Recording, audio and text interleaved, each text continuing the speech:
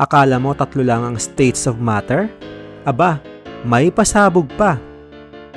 Solid, matigas, parang bato, o puso ng crush mo. Liquid, dumadaloy, sumusunod sa hugis. Gas, hindi mo nakikita pero nararamdaman mo. Tapos biglang, plasma. Ito yung gas na na-energize, glowing, kuryente level, parang kidlat o neon sign. At kung sa tingin mo tapos na, teka lang, meron pa tayong Bose-Einstein condensate. Sobrang lamig, nagsasama-sama ang atoms na parang group hug ng universe. Sobrang cool, di ba? Literal at scientific.